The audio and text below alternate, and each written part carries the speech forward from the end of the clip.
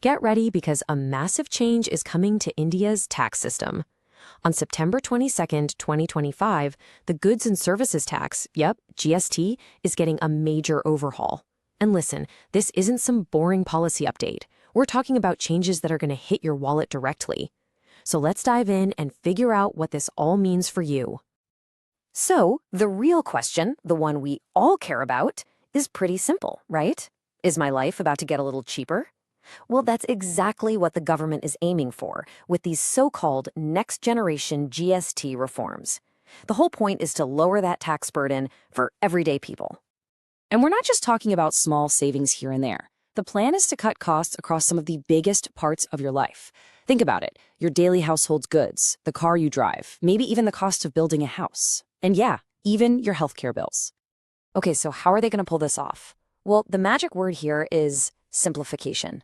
They're basically taking the old, super complicated, multi-layered tax system and streamlining it into a much, much cleaner two-rate system. You know how it was before, right? You had 4 different GST slabs, 5%, 12%, 18%, and 28%. It was a lot. Well, the new system just gets rid of the 12% and the 28% rates. Poof, gone.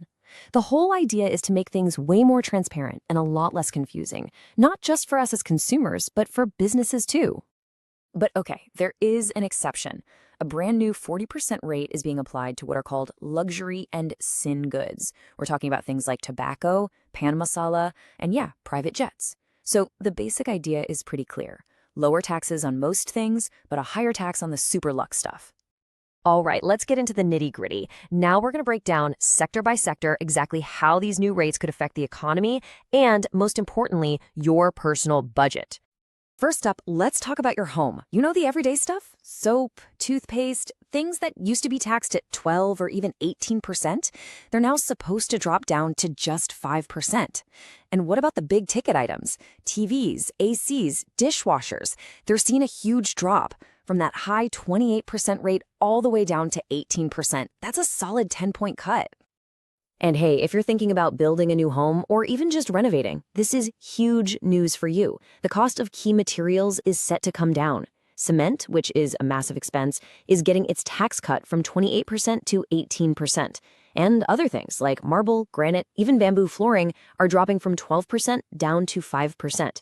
This could be a real shot in the arm for the entire housing sector.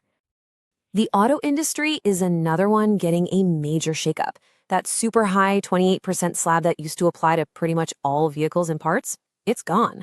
Now, small cars, two-wheelers, buses, trucks, you name it, even all the auto parts are all set to be taxed at 18%.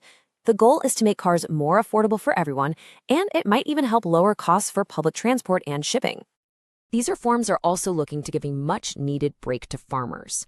Really essential equipment, things like tractors, harvesters, and irrigation systems, they're all moving from that 12% bracket down to just 5%. It's a move designed to make farming cheaper and hopefully push towards more sustainable practices. Okay, now for healthcare, and this is where some of the biggest, most impactful changes are happening. Get this, 33 essential, life-saving drugs are going from a 12% tax rate all the way down to 0. That's right, 0 tax. On top of that, premiums for both health and life insurance will become completely exempt from GST. This is a massive deal for making financial security more accessible to everyone. And it's not just us noticing. Industry experts are definitely paying attention. Listen to what Mr. Himanshu Baid from Poly Medicare said. He thinks this is a great reform that's going to drive consumption and improve affordability and accessibility for many products that were out of reach for common people. That really drives home the kind of real-world impact people in the industry are expecting. And hey, it's not just about physical things you buy. Services are getting a price cut too. Think about hotel stays up to a certain price point. They were at 12%, and now they're slated to be just 5%. And all those wellness services we love, gyms, salons, yoga classes, they're also seeing their tax rate plummet from 18% all the way down to 5%. You know, these changes could also be a lifeline for small businesses and our traditional artisans. A trade expert, Dilip Baid, pointed out that lower GST on handicrafts could really boost the Indian market. And, this is so important, it could save the employment of artisans and craftsmen, which means helping to protect our incredible cultural heritage. Okay, so let's zoom out for a second. Beyond saving a few bucks here and there, what's the big picture?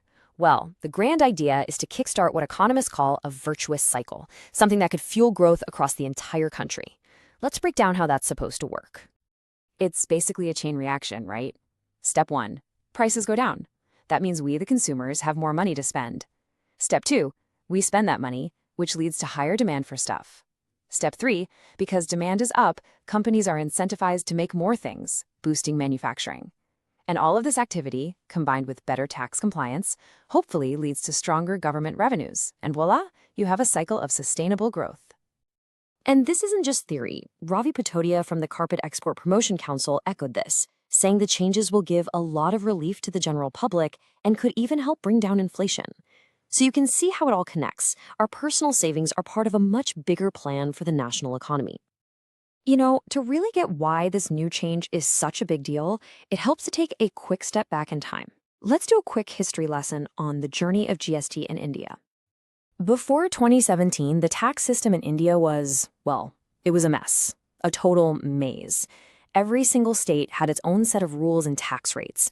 Businesses were getting hit with double taxation and buried under mountains of paperwork. It was just so complicated and inefficient, it was actually making it hard to do business within India. Believe it or not, the idea for one single unified tax was first floated way back in the year 2000. It then took 17 long years to get everyone on the same page before GST was finally launched in 2017. And now, here we are in 2025, looking at the next big evolution of that system, all designed to make it even simpler. And since it was introduced, the impact of GST has been absolutely huge. Just look at the taxpayer base. It's more than doubled. It went from about 66.5 lakh people in 2017 to a projected 1.51 crore by 2025. Economists point to this and say, see, this is proof that the Indian economy is becoming more formalized. And here's the really interesting part. Even though tax rates have been cut over the years, the actual revenue collected has gone up. The average monthly collection has skyrocketed from around 82,000 crore rupees in the first year to over 2 lakh crore today. It just goes to show that a simpler system can lead to better compliance, which means more revenue in the end. So, to wrap it all up, these 2025 reforms really do feel like a new chapter. The goals are crystal clear. Create a GST system for India that's simpler, fairer, and totally focused on powering economic growth. And that really brings us to the final big question. With a much simpler tax system and a clear focus on boosting both spending and making things in India, the conversation shifts. It's not just about tax codes anymore.